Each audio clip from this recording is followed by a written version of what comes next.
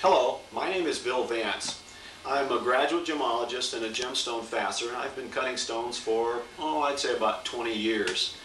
Like a lot of you folks, I got started at it as a youngster, and I always felt that faceting would be the ultimate thing for me to do. I thought it was very mystical, very shrouded in ideas, things that I wouldn't be able to grasp. And as time has gone on, I found out that that's really not so. That ancient men, having the knowledge that we have today about gemstones, would be very, very, very well off.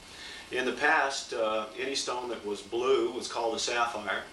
If it was red, it was a ruby. And we know today that that's not so. There are a lot of blue gemstones that are not sapphires, and a lot of red gemstones that are not rubies.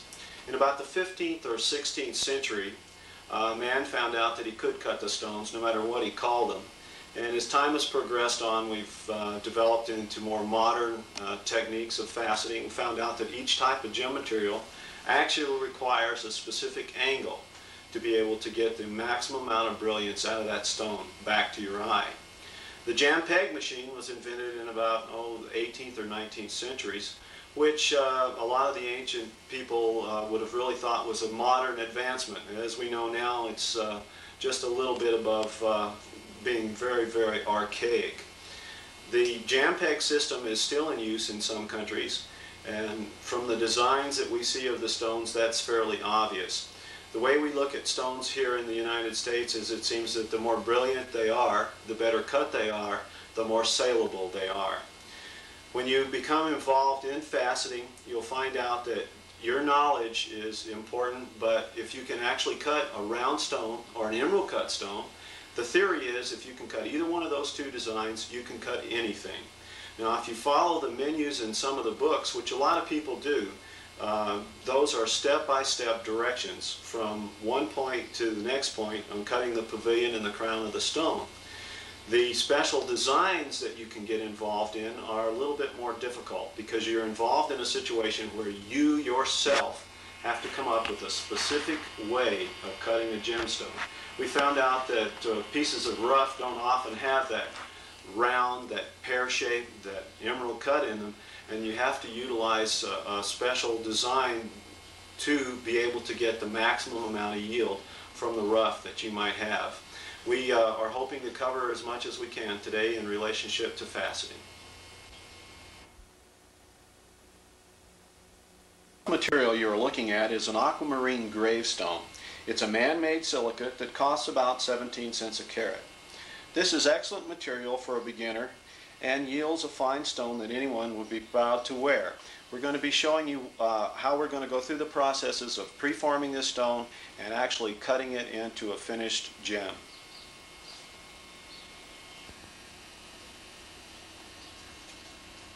Long proven over the years and a standard in the industry, the Graves Mark IV faceting machine is designed specifically for the home. It's small, lightweight, easy to store, and it's portable. A high-speed, powerful motor is inside the 17.5-inch cabinet with a variable speed control.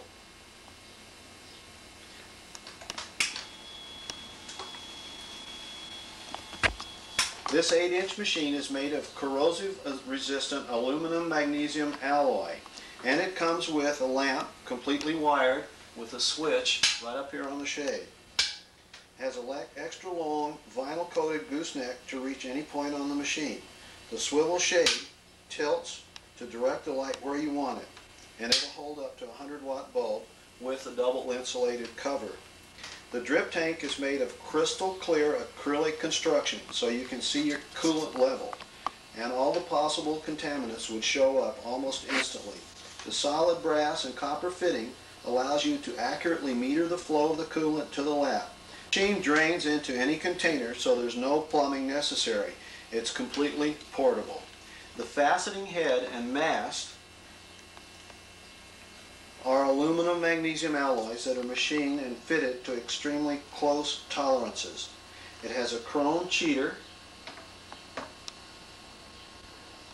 and a 32 index gear. Right now we've got a 96 on there, but there are more indexes available.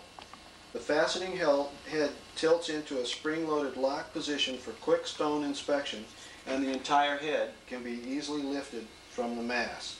Also included in the Mark IV is a 360 diamond lap, a 1200 diamond lap, a 10 lead alloy polishing lap, a set of 14 brass dops, the table dop, and a holder for all the dops. There's also a transfer fixture and an 8-inch plastic lucite lap for polishing. It also comes with a 32-page instruction booklet. This complete unit is ready to plug in and ready to use. All you need is the knowledge and the rough. This is a piece of rough gravestone that we were looking at earlier. Right now the surface has been ground down flat, which is where I'm going to put my table.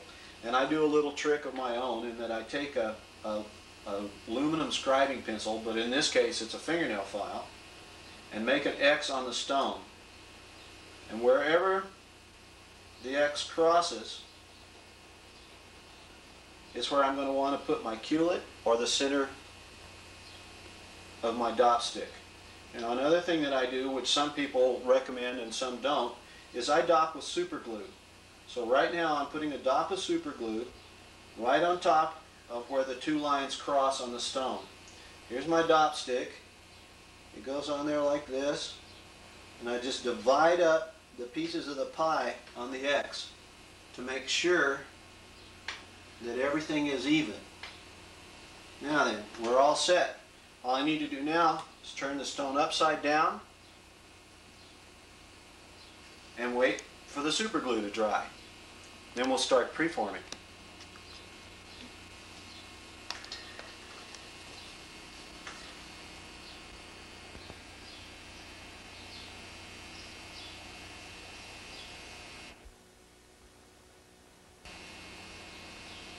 If you notice, this is the aluminum line with the X noted on the top of the stone, and the dop is centered perfectly on top of it. This is the Graves motor-driven preformer, which can be purchased as an accessory. This is the motor unit right here.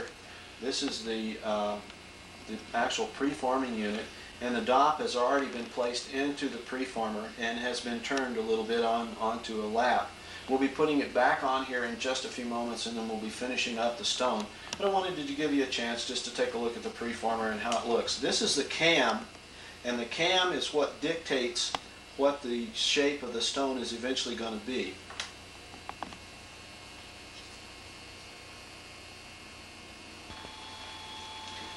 Okay, now we've got the dop mounted into the preformer.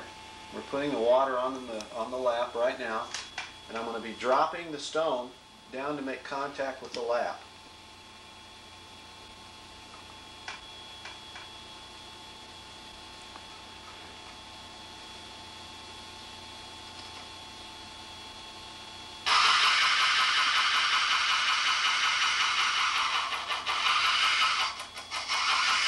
As you can see, the shape of the stone is a pear shape, which is exactly like the cam that we have here. There are other shapes on the cam available. I don't know if the people who are familiar with faceting have ever had the opportunity or not to preform a pear-shaped stone, but usually when I do it by hand, I find out that one side of it's flatter than the other, and I always end up having to change something to waste more material than I normally would have to. This one's just about finished. In just a moment we'll tip it up and we'll do that whole entire part of the pavilion to the angle that we need to have it done.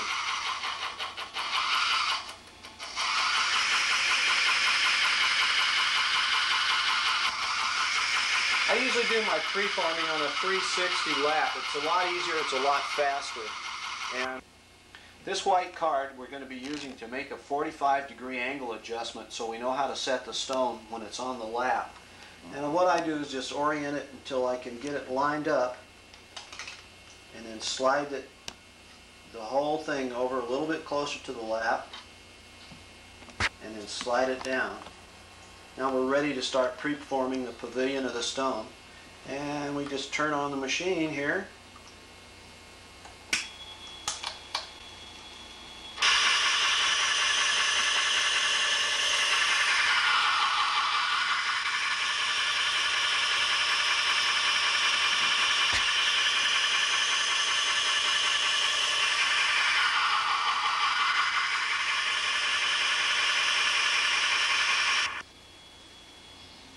Now the bottom of the stone is in a point, so our next step now is to take the stone out of the preformer, take a look at it, and see what she looks like. Here we go.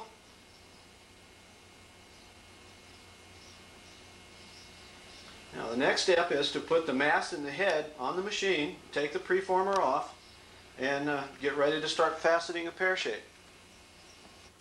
I call this cut the Pinwheel Pear. And we'll start out first cutting the pavilion out of 96 index gear. Now the first main will be at 43 degrees, 93, 3, 55, and 41. All of the facets will be cut to a center point, all direct lining to the point underneath the center of the table.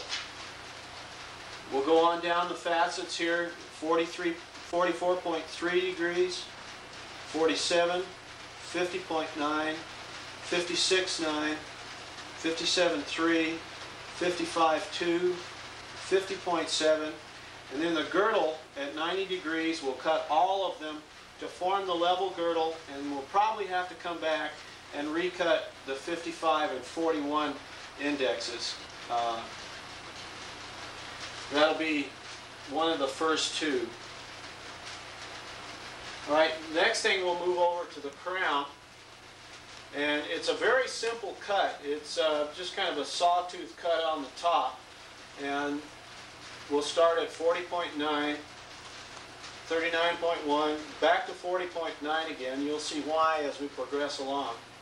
46.5, 42.7, 40.4, 37, 42, and 39.6. Now these points are not all that important. Just be reasonably close to hitting them. If you go to 39 and just a little tiny bit past, you're okay. If you almost go to 41 on this, you'll be all right. But you have to observe very closely under magnification to make sure that these do meet where they're supposed to. As a matter of fact, you might find yourself even altering these a little bit as you go along, because sometimes some of them will be left a little bit short and you have to extend them on out. Now we'll go on over to the faceting machine, and I'll insert the stone that we had on the preformer in the quill, and we'll start faceting this particular cut. You'll find it's quite simple, and even the beginner can make this stone look very, very good. All of these that I've cut sold almost immediately. They're very, very bright stones.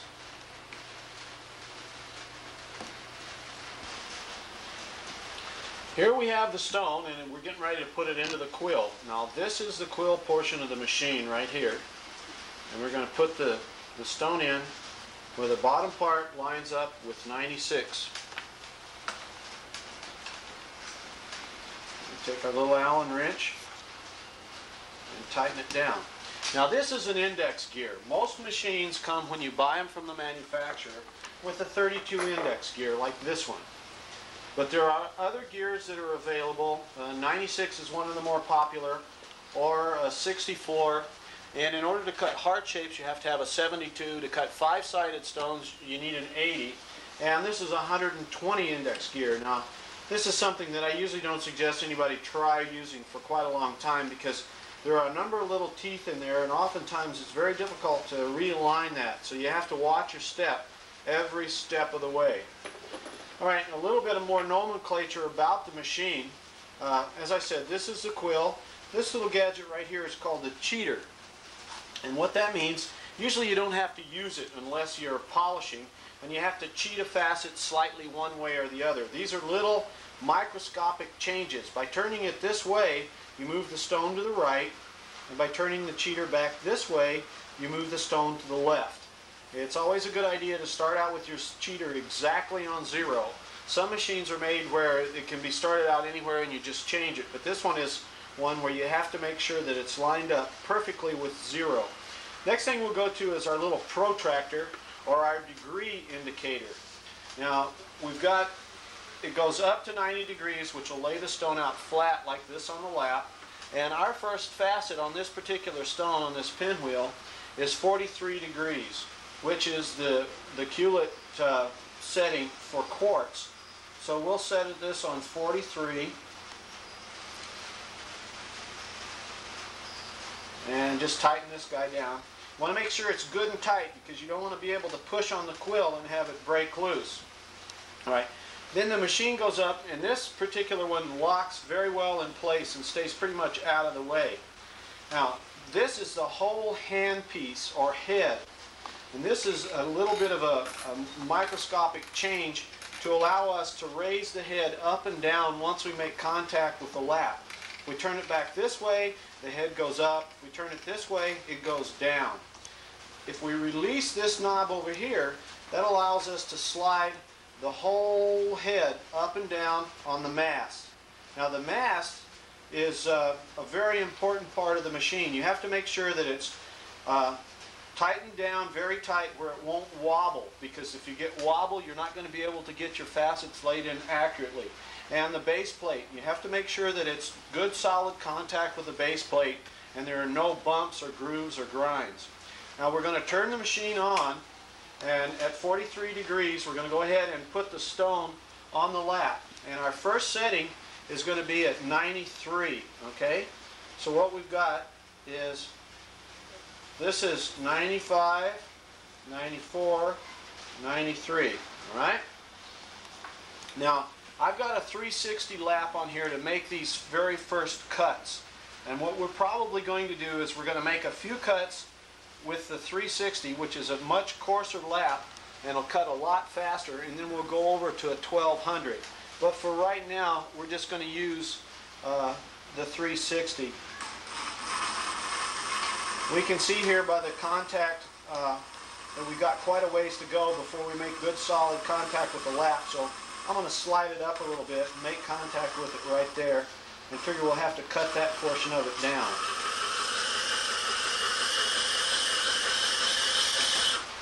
And the facets have to all be cut to the tip and to the girdle. So we've got to take every single one of these facets all the way out to the girdle. This one's got quite a ways to go, it looks yet.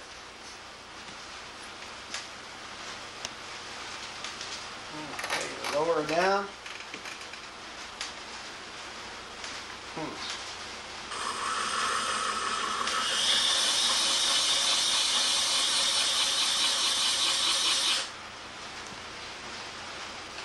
A little bit more.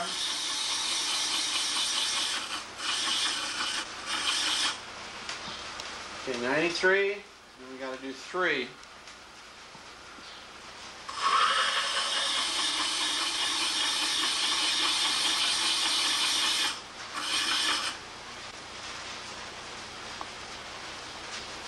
Okay, back to 93 again. I think I'm going to put my optivisor on so I can take a good close look.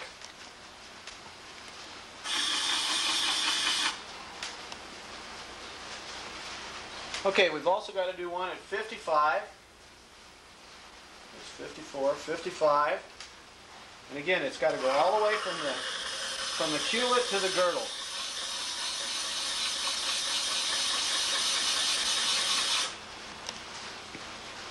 Pretty close.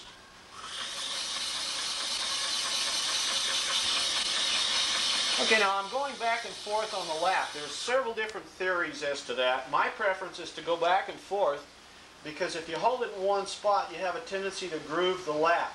Some people just like to lay it down and let it sit there.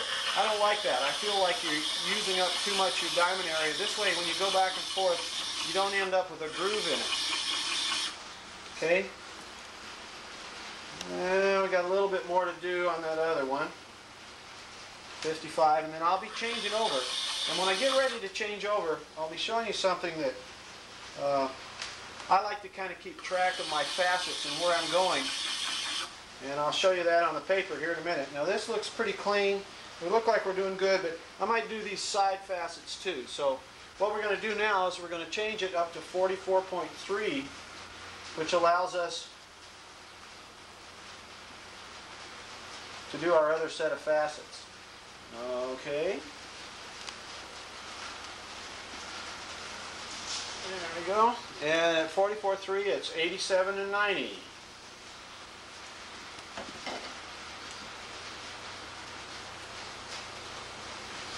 '87 and 9, excuse me. 85, 86, 87.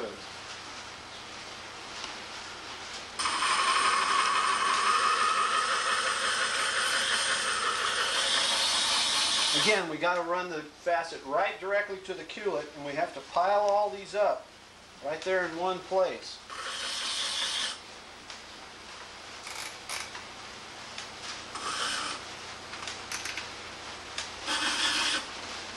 Okay.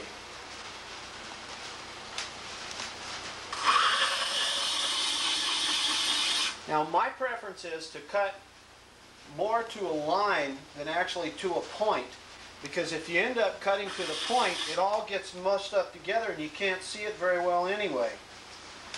Alright, now we're going to go ahead to 47 and cut these. The reason that I'm doing this on this particular cut is that I have a fairly heavy bulge in here, and all this has to come out and meet right at the point.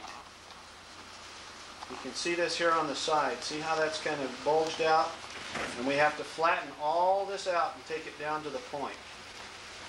Okay?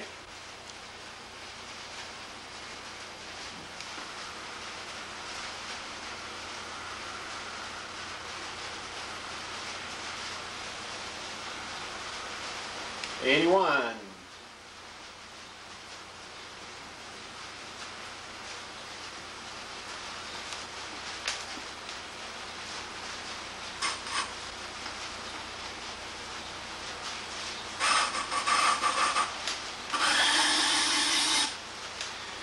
Now I like to check my facets with my finger.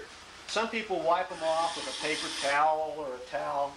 The way I look at it is I can always wipe my finger and wash my hands and do it. I'm cutting all of these just a little bit short because I know we're going to have to come back in with the 1200 and polish them out where they'll all go. And it's always a good idea to try to save as much material as you can. Okay, we're done with those two, and we're going on to our next one. It's about 50.9 at 75 and 21. All right. Now we're at 75 now. We have to drop her back down, make contact with the lap again. You want to make sure that you don't push it down too far and that it holds. And if you get questions, you can go ahead and raise it up a little bit and then put it back down again. Now this is the one I wanted, because this one's going to take that side down quite a bit.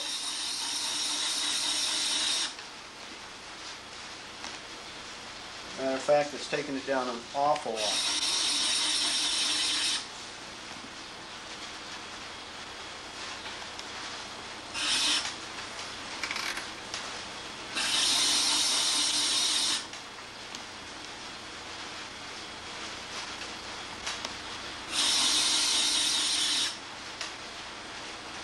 Okay, now we're going to do 21.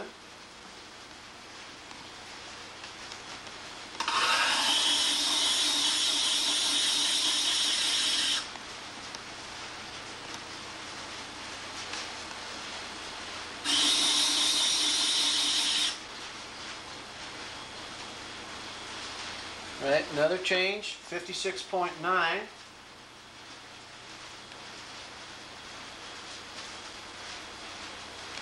Again, I'm just going on an estimation. I'm real close, but it's not all that too serious whether or not you can line them up directly or not. Now this one's 68 and 28 are the settings. Always double check yourself because the teeth sometimes can be very hard to read. This is 66, 67, 68. Again, we're probably going to have to lower the lap, lower the handpiece onto the lap.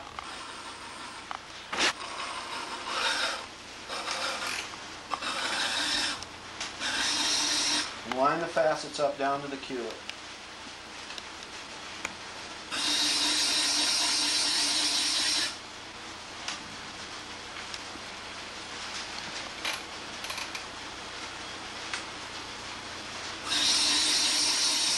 This is a very, very beautiful cut, and everything on the bottom of it comes directly to the point.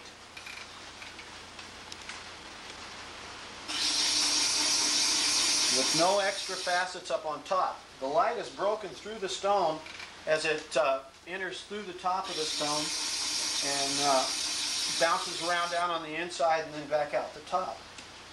There we go. It's looking pretty good.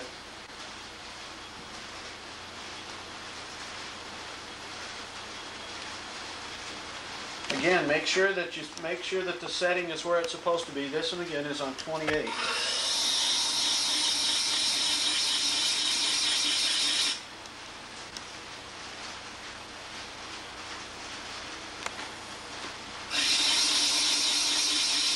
think I'll put a little more water on the lap here.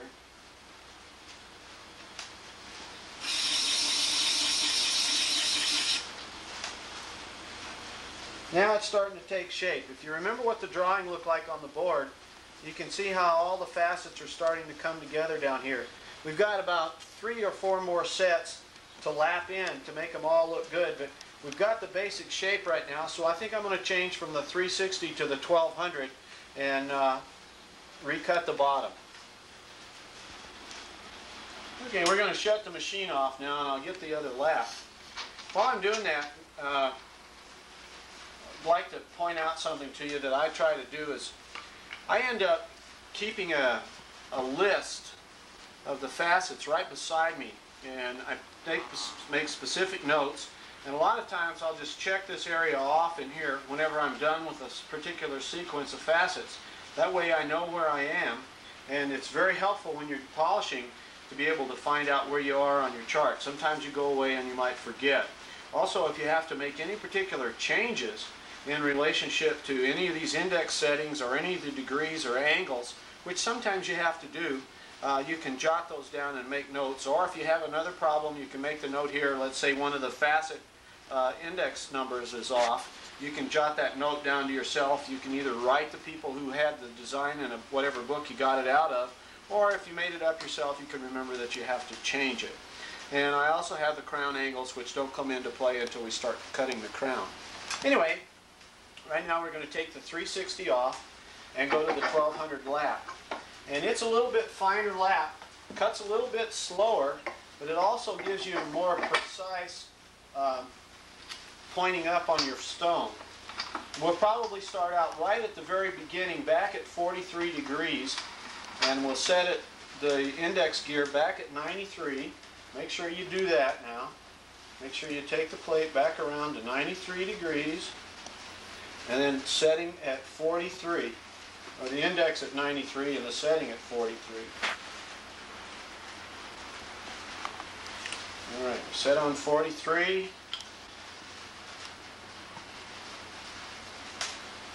Turn the power on. I like to run a little bit slower when I'm doing a 1200 lap, mainly because it just feels better to me. I don't know. You might find out for yourself that you want to run a little bit faster, develop a different set of speed.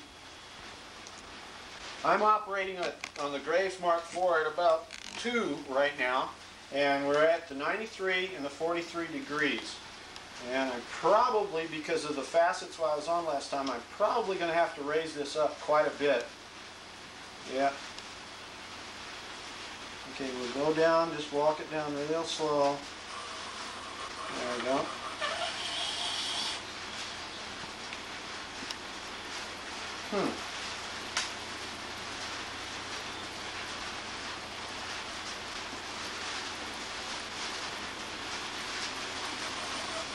Okay. Now that's something else you don't ever want to do. You don't ever want to lay the stone down on the lap and make an adjustment. That's a bad thing to do that I just did there, because if we weren't using epoxy or glue of some sort, sometimes you can break your stone off. And when you break the stone off, you have to start all over again.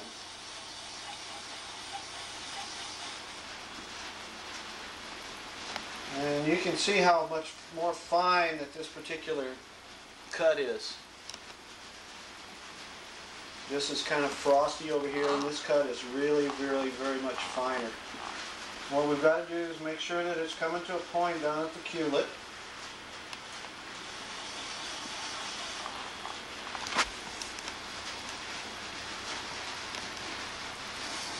Okay, that's 93, and we'll do the 3.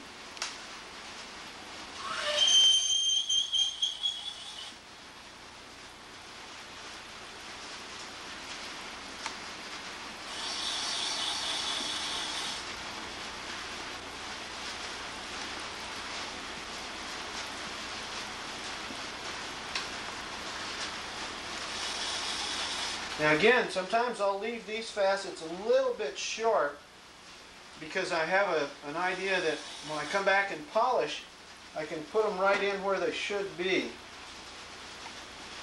Okay, now the next cut is going to be at 55.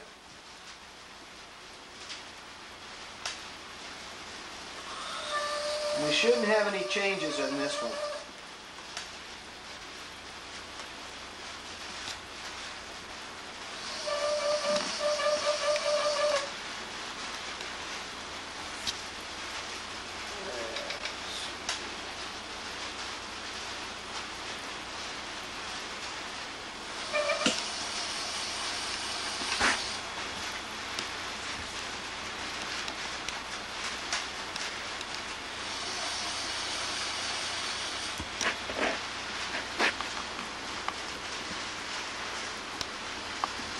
I like to keep continually checking the facet to make sure that we don't overcut them.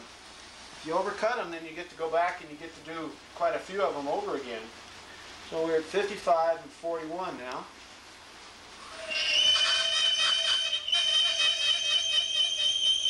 Some of the wonderful noises of cutting. Sometimes when you start doing a table, it sounds quite a bit worse than this. You get chatter on the lap and makes an awful lot of noise.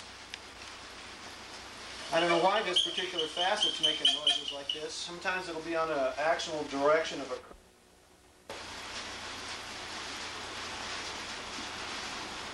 Okay, we're going to do 55 a little bit more down.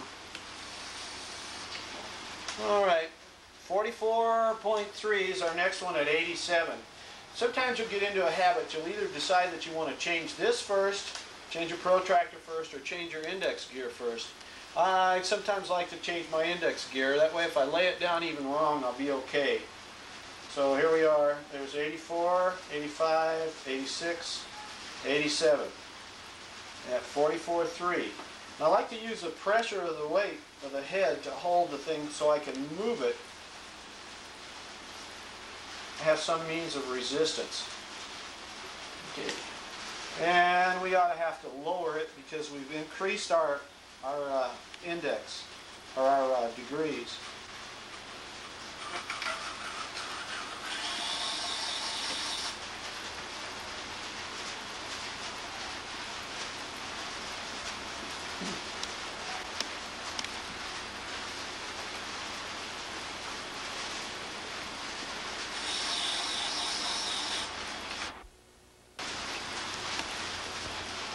Well, the next setting's at 9.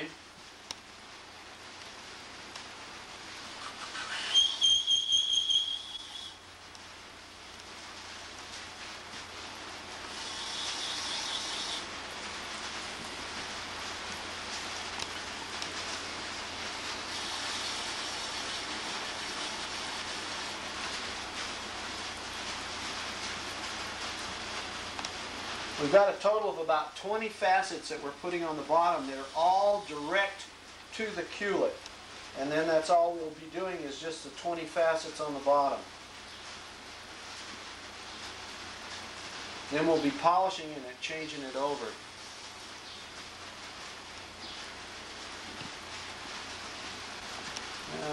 Let's see, we'll go back to 87 again and see how that sounds. Okay, looking pretty good. Okay, the next one's at 47 degrees.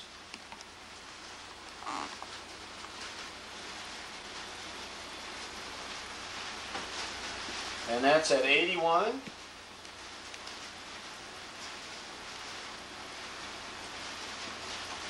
15. Now again, because we came up on our protractor and increased our degrees, we're going to have to lower the stone down to make contact with the lap. Remember, whenever you increase your degrees, you're raising the stone higher in the air. As you lower your degrees, you lower the stone, which means that you're probably going to have to raise the stone higher on the mast.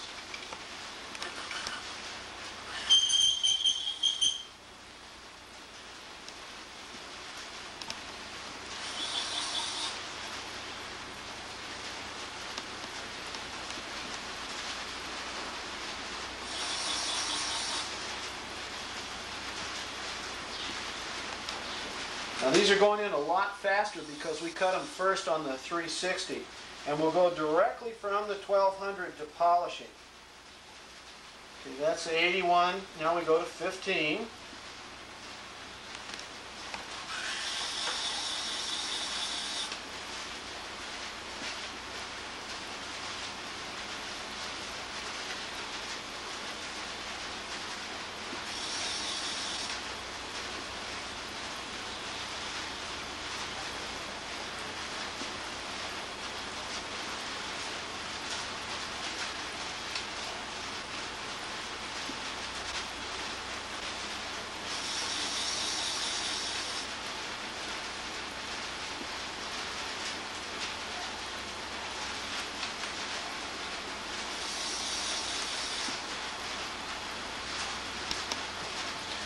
Okay, the next one is at 50.9,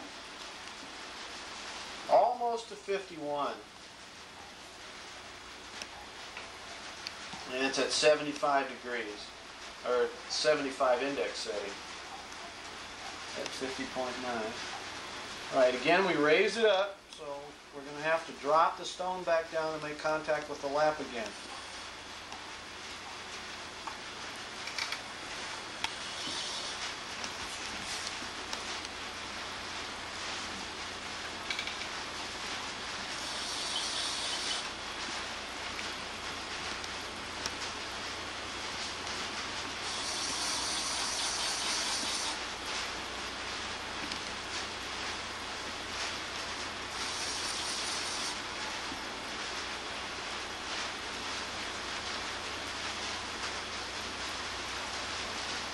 Okay, now the 21.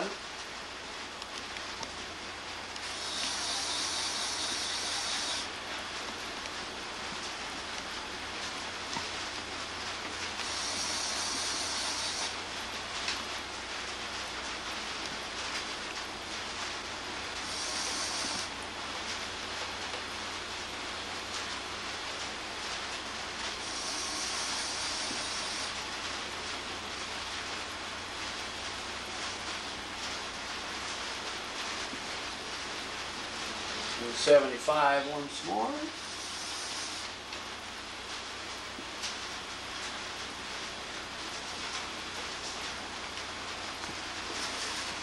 Okay, next one at 56.9.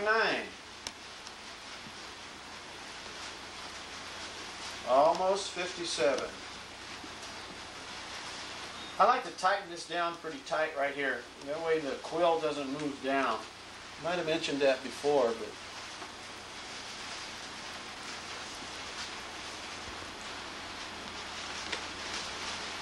okay, 56.9, 68, 28.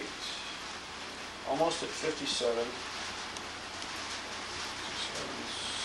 68. Again, we're going to have to lower it down again.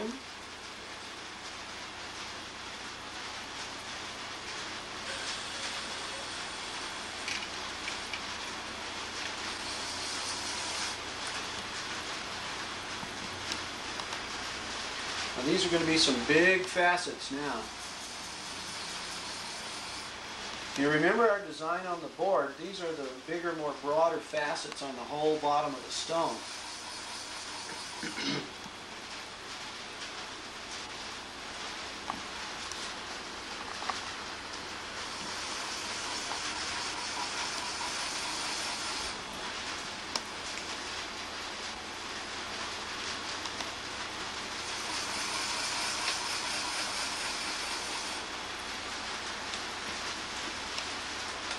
We're almost there on this one.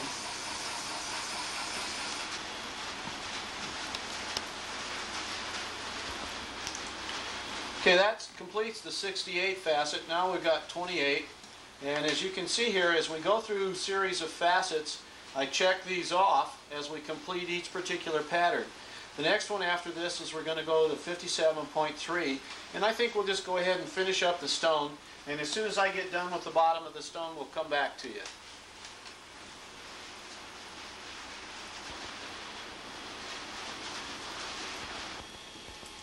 Okay, that completes the bottom of the stone. Everything looks pretty well pointed up in the bottom. And the next thing we'll do is go to 90 degrees and we'll cut the girdle facets. Those are cut at 90 degrees. And the reason I'm going to do that right now is I'll be able to determine after I've finished cutting them what type of depth I'm going to have when it comes to cutting my crown. Alright, I'm going to shut the water off here and drop the mess. Slide it back a little bit. A little bit of room here.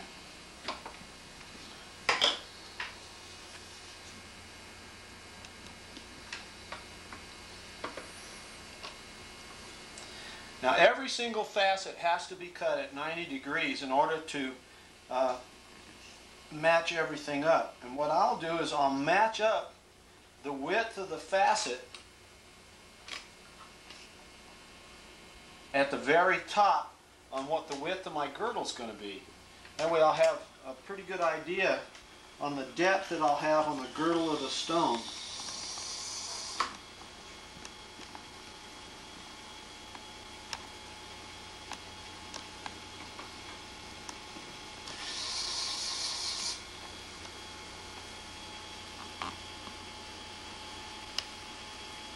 Usually what I like to do is to put the first couple in and then match up to that.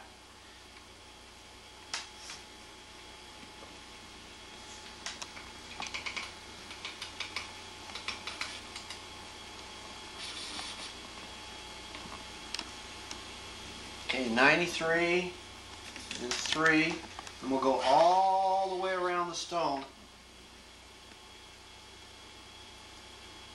matching up to the top portion of the facet. When we get done with this, we'll come back in and start polishing.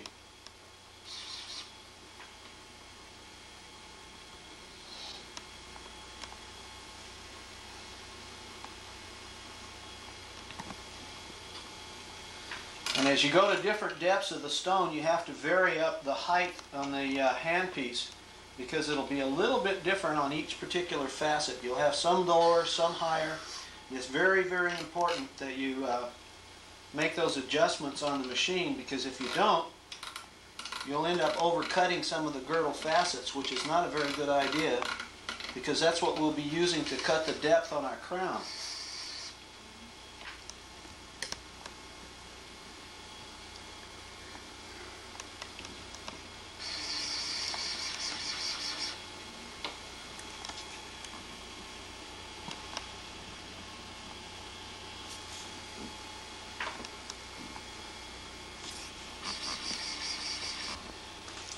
Okay, we finished cutting the girdle facets now on the stone, and I'm going to take the 1200 lap off, and we'll probably be polishing with a Spectra lap, which is a new ultra lap. It's a wax lap, and for my own personal use, I very rarely have been using any slurry or any scored lucite laps for a long, long time, mainly because these laps are so neat and clean, and they do such very fast work in relationship to polishing. The best way that you can use a Spectra lap is you have to use a base master lap.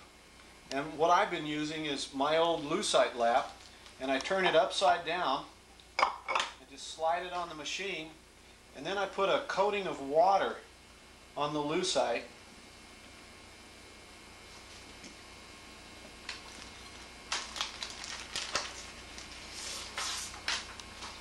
And I smear it around real good with my fingers.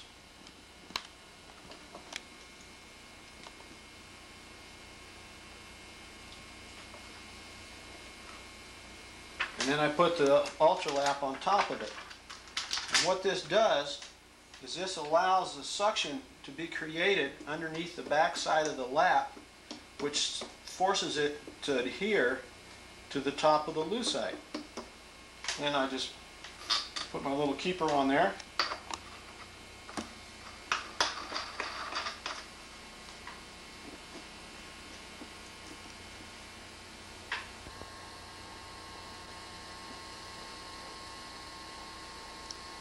These are the Spectra laps. They're 1.5 micron. They're 1/4 inch center holes, and there's 8 discs to a packet. Normally there are 8-inch discs, there's 5 pieces to the packet, and normally one disc is good enough for me to do 2 or 3 stones. And as we get into polishing the stone, you'll find out that it works quite well. Okay, now that we've got the Spectra Ultralap, what we're going to do is we're going to exactly retrace our steps back to where we were before. And as I've often stated to several people at shows, I believe that almost anyone can facet. What separates the men from the boys is the polishing. And oftentimes there are certain types of material that won't polish with certain types of compound. Like you can't use cerium oxide and polish corundum, which is ruby or sapphire. By the same token, diamond is really not too successful on some quartz materials because it leaves a film. And it's once you can determine what material will polish what, you're an awful lot better off. Okay, we're going to go 43 degrees.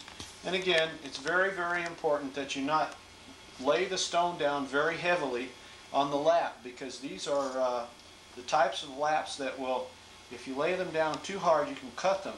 And once you get one rippled and coming up at you without turning off the machine, sometimes they'll make some funny noises and kind of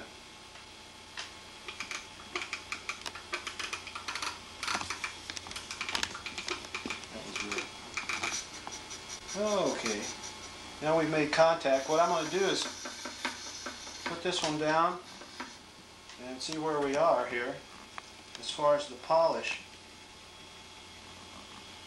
This has to come up quite a bit.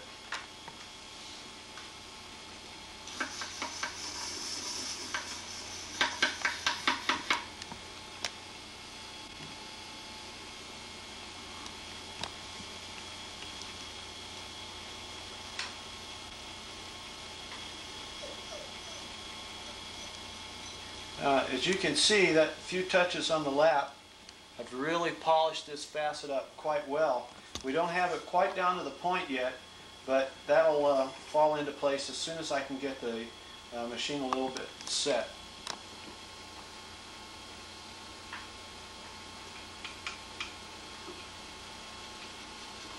Okay, we're going to go ahead and cut on or polish on around the stone, and as soon as we get finished, we'll be back in just a moment.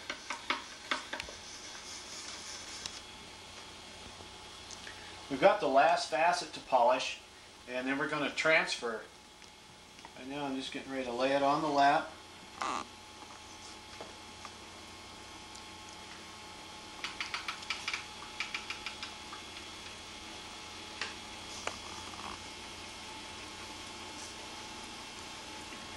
As in polishing, or as in cutting, when I polish, I also mark the things off of this little notepad I have here, which indicates where I am in relationship to the stone.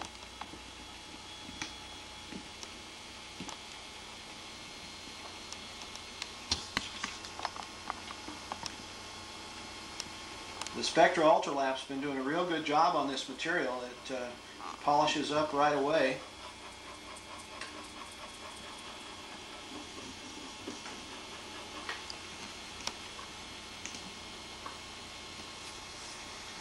Take a little quick look at it. A little bit more.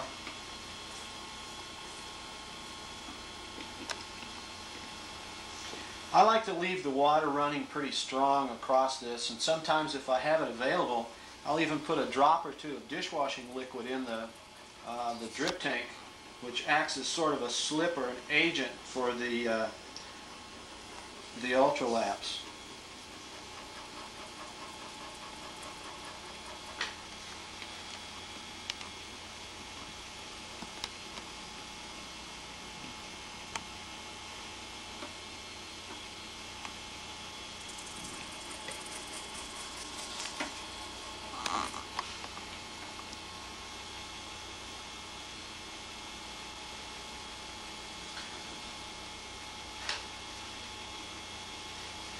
It's all polished.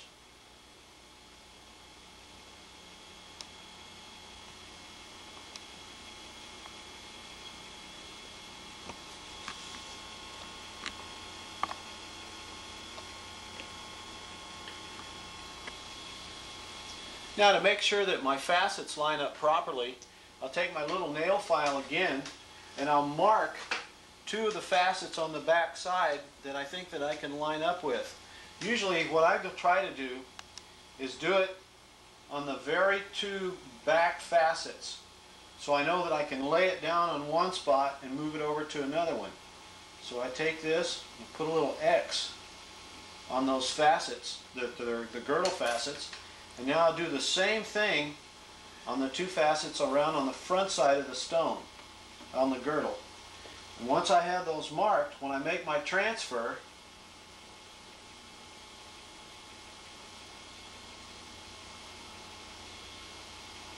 I know I can go to the 90 degrees and check and see whether everything's going to line up or not.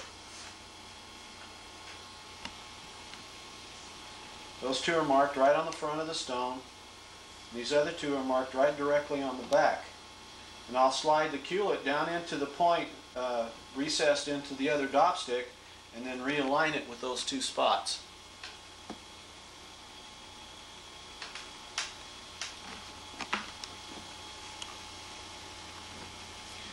Okay.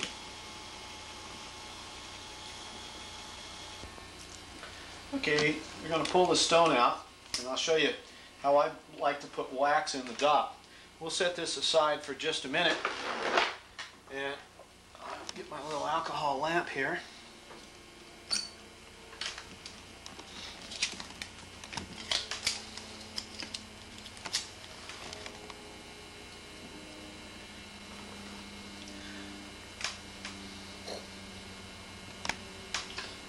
Also, when I have a paper towel, I usually tear off a little patch and hold on to the dop stick. It's very important that the stone and the dop wax be the same temperature. If they're not going to hold each other. So what I'm going to do here is, this is a dop without any wax in it, and it's a cone dop, and eventually the stone itself will fit down in the cone dop like this. And hopefully I've got enough depth where the culet of the stone won't hit the bottom of the dop and chip itself. Okay, I can feel the dop stick starting to get hot through the paper towel. That usually indicates it's about ready. And I like using this brown dop. Some people like the green. Some people like just to use normal shellac. And again, it's just about like anything that you get used to. It's pretty much what you stay with. I try to put as much dop on there as I can and get it to stick. I like to get it down inside and around the outside too. You can sort of see that the dop is getting on the inside, and I let some of it get real hot where it'll drip, and then I just kind of drag it around the edge of the dop stick like that. Now the next thing I do is I heat up my stone, not too hot, not too cold. Then I like to put a little bit of dop right on the tip so I don't end up cracking it. And get the dop stick good and hot. Make sure the stone's good and hot. Need a little bit more dop wax yet.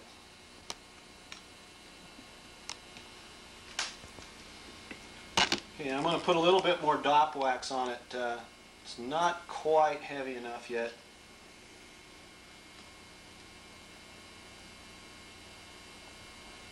I'm going to try to put it more down inside the cone, where it squishes up around the outside of the stone whenever I push it down in there. You have to be very, very careful, again, that the stone doesn't bottom out. It's very dangerous if the stone hits the bottom of the dop stick, because the brass will chip it. Okay, that looks pretty good. All right, now I need to get my transfer block over here, and once I put it in the transfer block, I'll show you what else I do with the stone.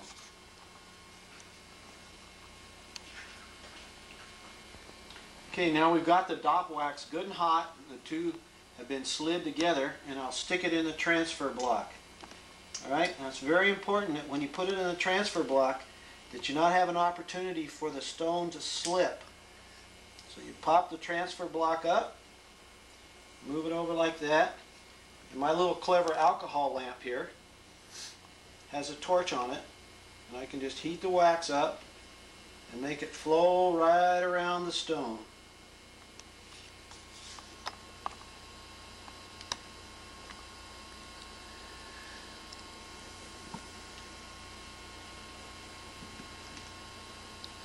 Okay, now with that portion of it complete, we'll cool it down, or let it cool itself down. It's pretty close right now, but we'll give it a minute or two. And then I'll show you how I take the other stone off. And the stone is secured on with the super glue, as you saw earlier, and it's quite easy to take off, really, if you know how you want to go about doing it. Now,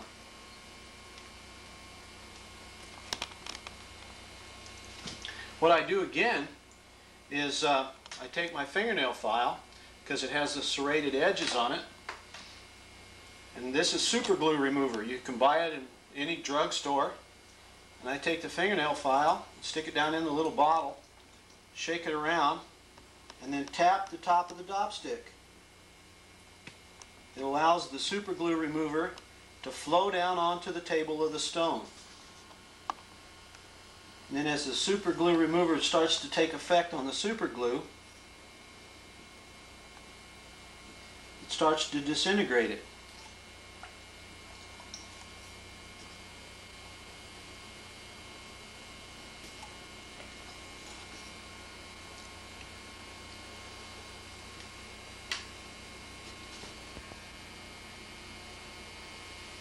DevCon Super Glue Gel. This is a new one that's on the market. It seems to work a little bit better than the Aran Alpha did, and I find that the retention of the stone on the dopstick is much stronger with this material. Now this is a super glue remover that I'm using to take the stone off of the dopstick. This is available in almost any outlet in relationship to a drugstore or anything. It's similar to fingernail polish remover, except it's a little bit stronger, works a little bit better, and a little bit faster. Pretty inexpensive. I go through probably 4 or 5 bottles of this a year. Okay, the super glue remover has started to take effect onto the glue. It's starting to get a little bit runny now. And what I'll do is I'll keep applying this until we get a little reservoir built up on top. But up until that time, then I take the razor blade and just start working around the stone like this and pulling the glue off the top. It's not something that you can do with real fragile material, but with this material it works out pretty well. It doesn't chip, and it's just like quartz. We've got a little bit of a space going here in the front,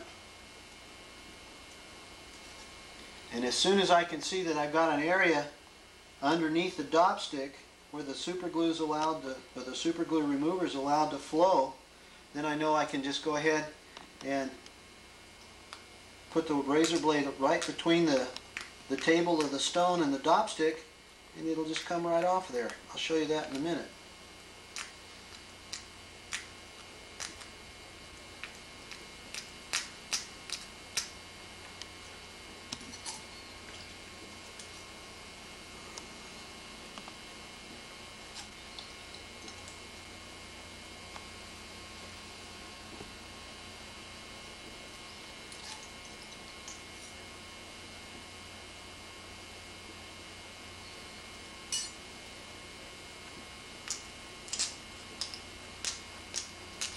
You can see that the super glue is getting kind of weak and runny right now.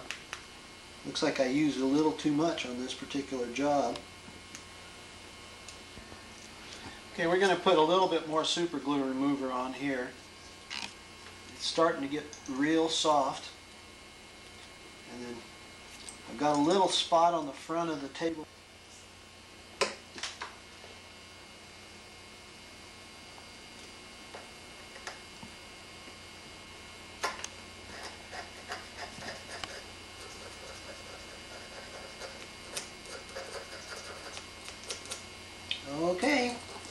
Stopstick is now off, and it's time for me to realign the stone back on the lap, and we'll do that at 90 degrees, and then I'll start cutting the facets on the crown.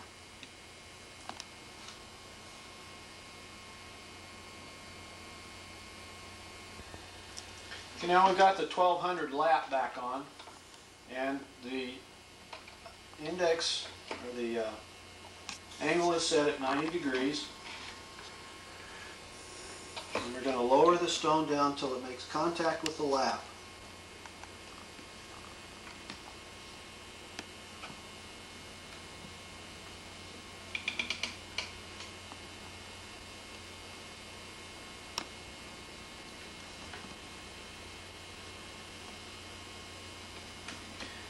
And I'm going to tighten it up. I got the flat surface of this facet against the lap.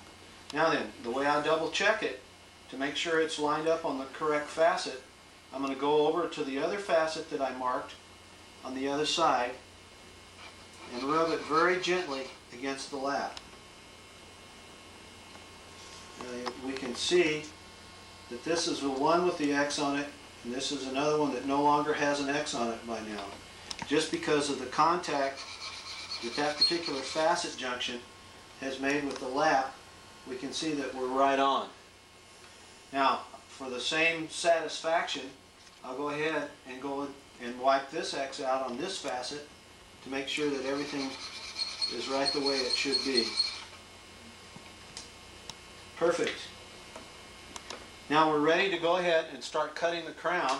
My next move is to take the index on the protractor and put it at 40.9.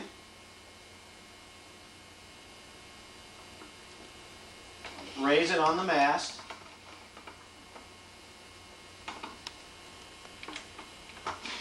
Loosen up the plate and just slide it forward where we know we can make contact with the lap. That's pretty good. Yeah.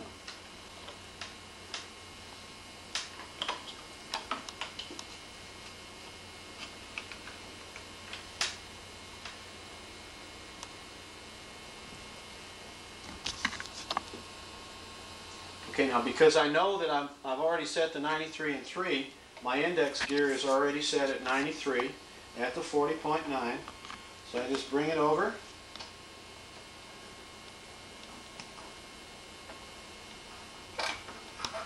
Lower it down and start cutting the facets.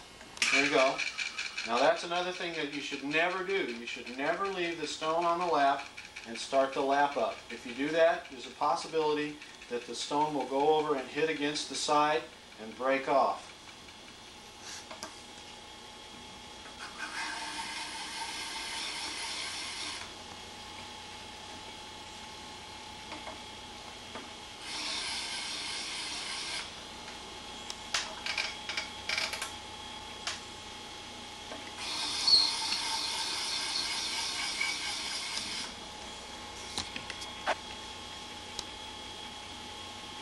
You can see that we're making the cut here, and I'm going to take it down until I have about as much girdle left as I'm going to want to keep with the stone.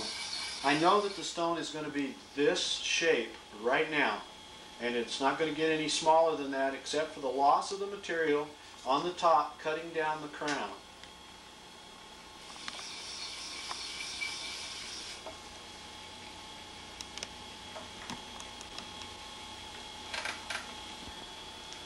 We've just finished laying in the last row of facets on the crown, and next step will be to polish.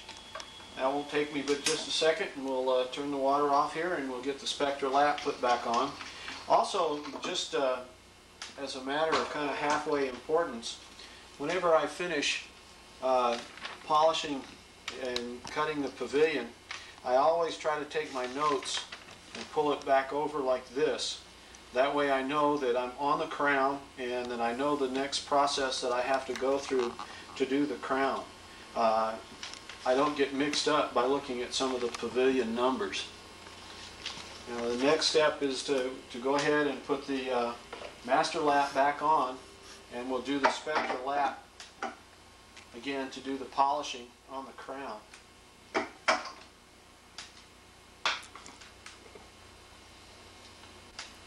The adhesion from the water is still holding quite well, so I don't need to put any more water on it from past the pavilion. But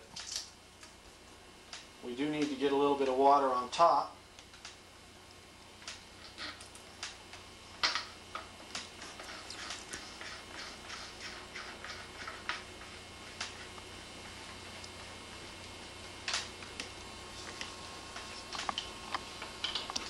And what I like to do is I like to start with the shallowest angles that I used on the crown at first.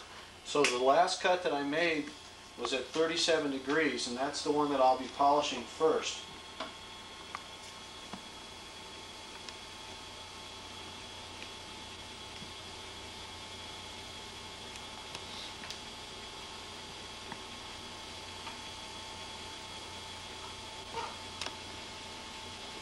Okay, again, what I want to double check to make sure that I do still have good heat cohesion between the spectral lap and the master lap. If you don't make sure that it sticks quite well, sometimes you'll end up getting them all wrinkled up. And when that happens, you can't use them anymore, and you just have to throw them away and start with another one. They're very inexpensive, and they really do a good job real fast.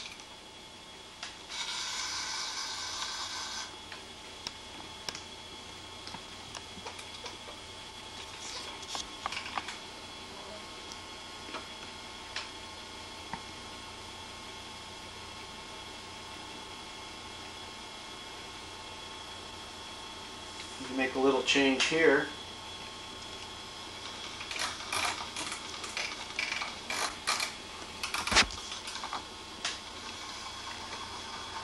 That's another good point that I can make at this point is when you first touch the stone to the lap, don't start pushing on it really, really hard. There's a very strong possibility that you could be 1 or 2 degrees off. And if you're that 1 or 2 degrees off and you've already started pushing quite hard on the stone, you're going to end up possibly having to recut it to make up for that polishing error that you made. This one was a tiny bit off, but it wasn't so bad off that I would have to start polishing the stone all over again. Now we'll go ahead and go on around the top of the stone, and as soon as I've finished with that, we'll come back as I finish polishing the last one, and we'll pull the stone out of the dop stick and go into the transfer mechanism to cut the table. This is a 45-degree angle dop, and I'll show you how that works as soon as I've done polishing the crown.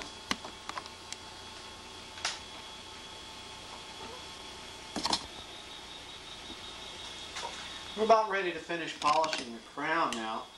We've got a couple more facets to do here, and then we'll be transferring to the 1200 lap back on here, and then I'll pull the stone out and we'll put the 45 index on, and I'll show you how I try to make sure that the lap is true by using the 45 index.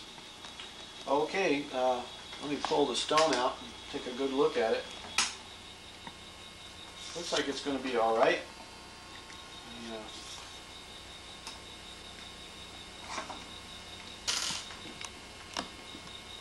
Seems as though most of the facets polished pretty well.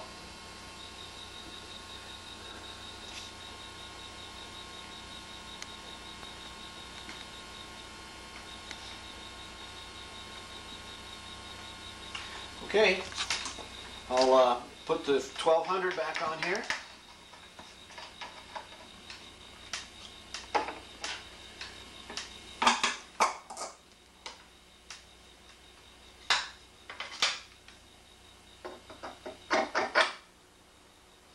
Now I usually, when I get done completely, I wipe all the laps off, clean them up, make sure that there's no leftover material on the lap that can possibly contaminate another stone. I do that when I get finished, mainly because if I do it while I'm working right now, sometimes I don't know where I'm locating the stone on the lap. I like to kind of keep a general idea about where I've put the stone. Now what I'm going to do now, because this is the least worn portion of this lap, I'm going to set it up where the 45-degree angle will cut the table right here. And what I like to do is come back in and recut the table, even though it was formed once. By recutting it, it allows me to straighten up my star facets if I have any that are out of alignment. what I do is put the 45-degree adapter in the faceting machine like this, lay it on the lap, and lower it down until it makes contact. It flattens itself up, and that way I know that I'm sitting perfectly flat to the lap using the 45-degree. And we got it tightened down, and it doesn't make any difference where this index plate is set by doing this. We just now then, I'm going to put the stone in the 45, and my personal preference is I like to take the stone and turn it sideways, not lengthwise, because if I turn it sideways I have less surface tension to work with, and usually I can do a little bit better in relationship to aligning the stone. Okay, now if you'll notice, the lap is not running at this point. And the reason that it's not is I want to be able to adjust the stone as flat as possible to the lap. Yeah. And we're making contact. And I'll pull it up and check. It looks pretty good. I've got a little bit of movement here and a little bit there. So it probably wouldn't hurt anything to drop it down a notch or two. And then I'll roll the lap around. Check it again, and that looks pretty good. We still got a little bit on the back side, so I'll drop it down a little bit more.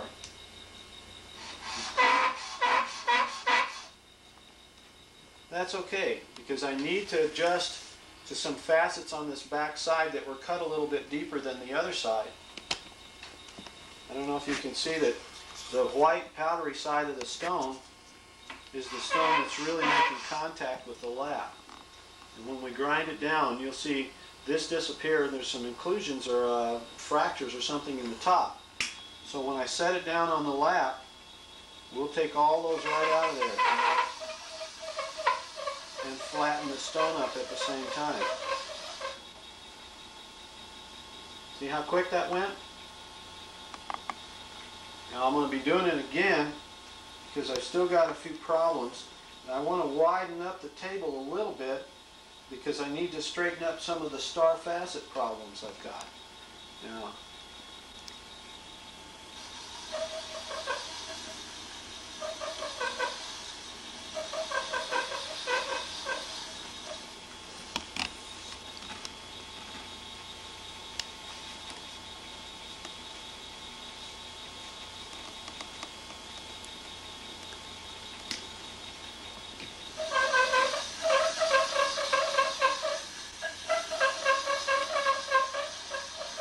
some people like to hold the stone down here when they do the table. I don't. I like to put my finger on top and make sure that I maintain the tension on the top of the dop stick.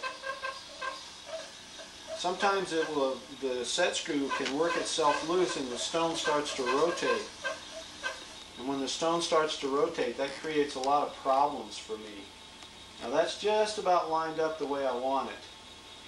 What I've done is I've cut the additional portion of the table down where it would come in contact back in here with these girdle facets.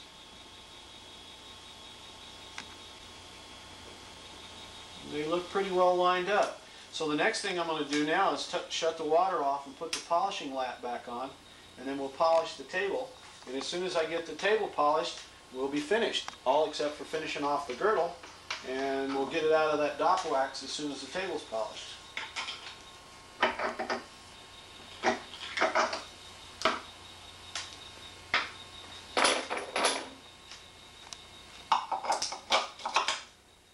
Now again, make sure that you still have adhesion with your ultra lap onto the lap underneath, because if you don't, the table in particular has a tendency to create a lot of drag on the lap, and sometimes it can pull itself free from the master lap. And when it pulls itself free, like I said, it gets very, very crinkled, and you end up in a situation where you have to replace it. Normally what I do is I make sure as I polish the stones that I leave an area somewhere inside here to polish the table on. If I do that, it's a very clean area. There's no contamination or backup product from the stone from before. And this is going to be pretty close to that. And it looks like I'm going to have to drop it down some for it to make contact. Not all the laps are the same size, which is unfortunate. If they were, I wouldn't be having to drop it down. I would just be able to set it up and go right where I was from before. Now I'm going to hold on to the top of the stone, and you can hear it making contact with the lap. And again, I want to make sure that I double check and see where it's polishing. And it looks like it's polishing towards the front and down a little bit. So that means I probably have to raise the stone up some and maybe cheat it a little bit. But I'm going to wait before I cheat it just to see what sort of thing it'll do with the change on bringing the stone up.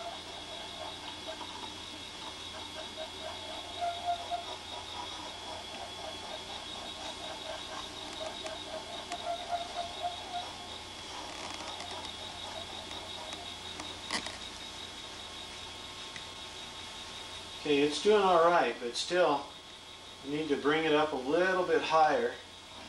And I think I'm going to make more of a direct sweep across the lap now. Take some chances on possibly scratching the stone out here on this outside.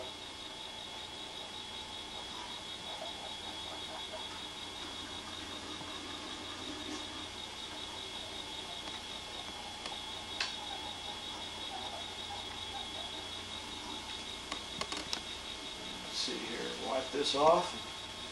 Oh yeah, that's coming along very nicely now. It's starting to polish. We've got a few small scratches, but still needs to come up a little bit higher, and I'll finish the touches on the inside right there.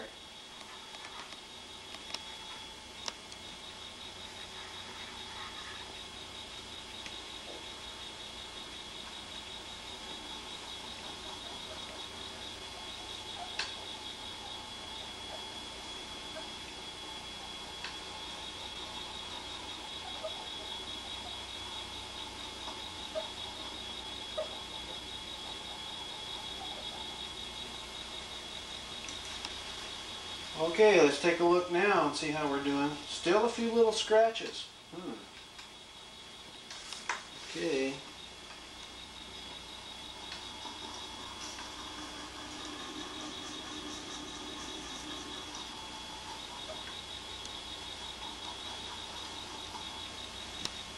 Take another look here and see what we got. Oh yeah, that's looking real good. Not quite finished on the polish yet.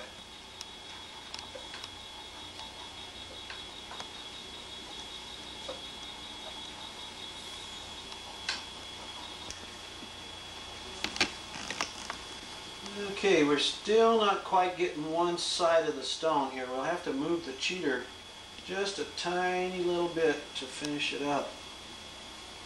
It's looking real good. Might have to cheat it a little bit more over, but we'll see. No, that looks pretty good. Let's see if we've got any scratches on that table. Looks all right. Okay, next thing we're going to do is I'm going to pull the stone out because we're completely finished cutting it, and we have to remove it from the dopstick. That's really not too difficult to task. Not at this point. I'll light the alcohol lamp and heat the stone up.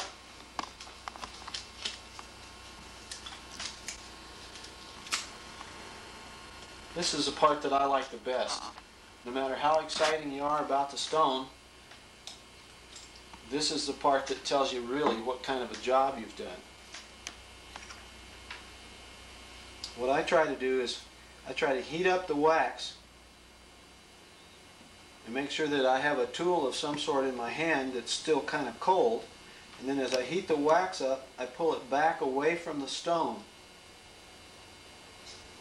not creating any heavy-duty heat on the stone which would cause it to break.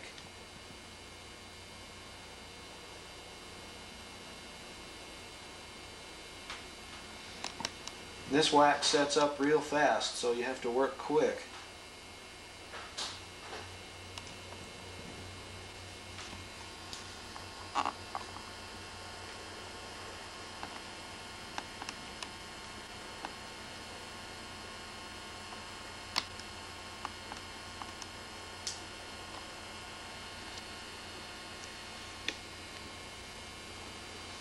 What I'll do next is, because of this particular cut, I think I'm going to like this. I'll take this cut and put it on a 3x5 card and put it in one of my holders, and in case I decide to use it again, all the information will be readily available and I can put it on a chart just like I did here.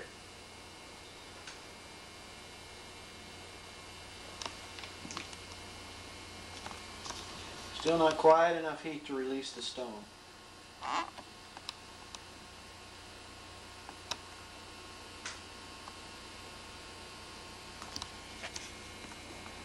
There we go.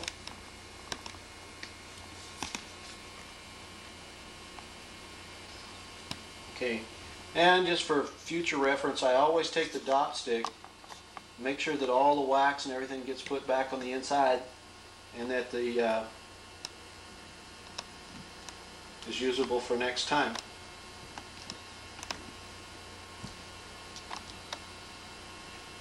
Okay, now we're done with the alcohol lamp now, and I like to let the stone cool down pretty much to room temperature, and then I'm going to put it in some rubbing alcohol to let the wax dissolve. And usually while I've got the stone in the rubbing alcohol, I clean up my mess.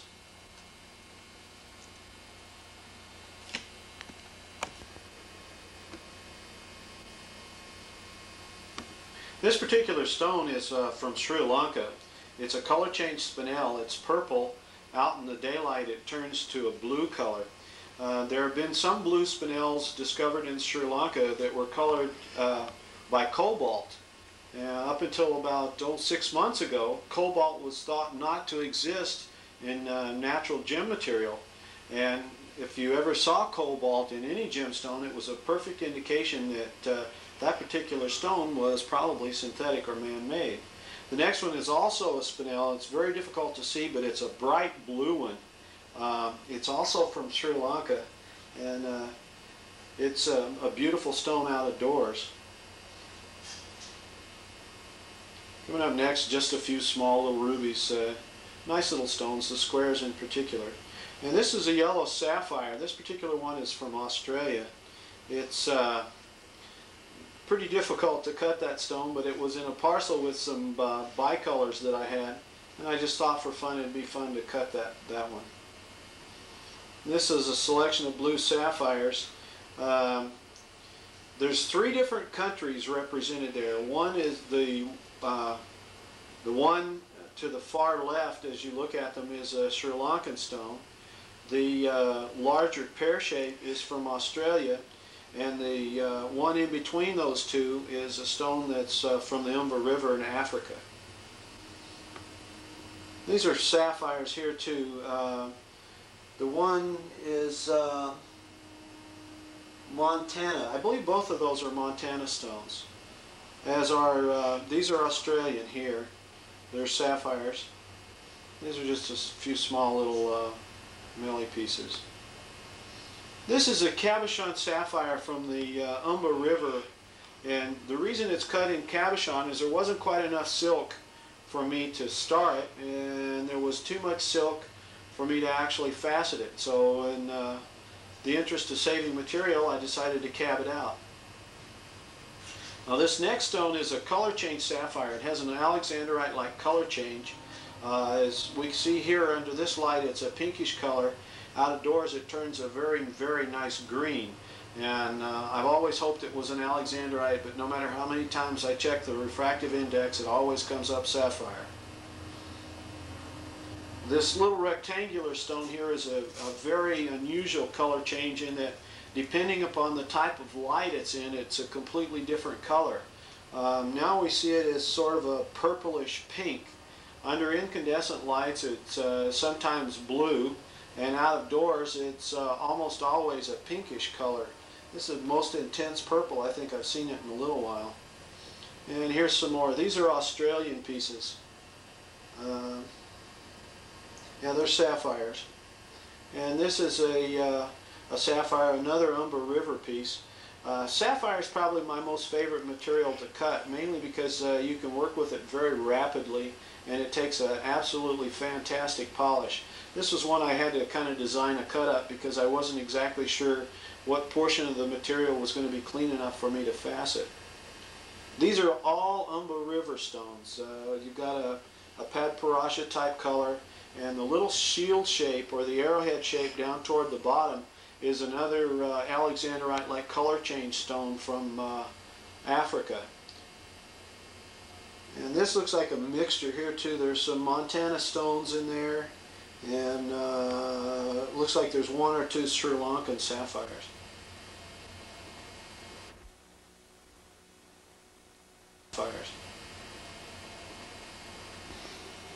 The stone has been in this alcohol letting the wax dissolve. Now we're going to take a look and see what sort of lucky thing we've got to turn up. Now it's sitting in the front of the... There we go. Okay, now that we've got all the wax off of the stone, our next step is to go ahead and finish off the girdle. We've got a little bit of a knife edge here, so the stone couldn't be mounted in a mounting without the possibility of some damage occurring to here. So we'll be holding the stone by hand and working it on the lap very gently to put a broader girdle on it, which will allow us to set it in a mounting.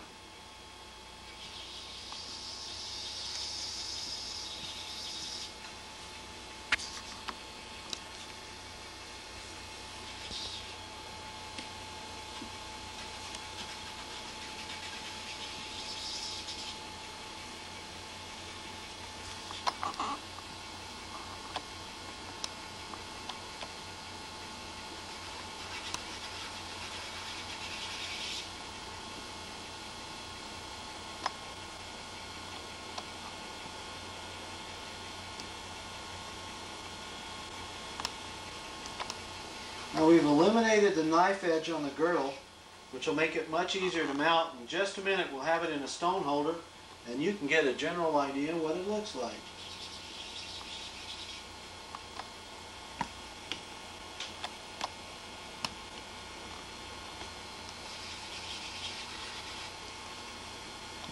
There we go.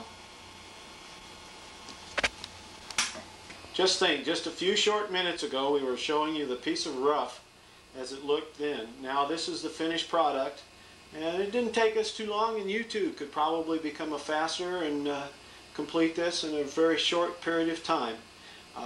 The satisfaction and the pleasure that you get out of finishing a piece of jewelry is just unbelievable for me, and every time I cut one stone that's a little bit different than the next one, it's more and more enjoyable. I hope to see a stone like this of yours one of these days.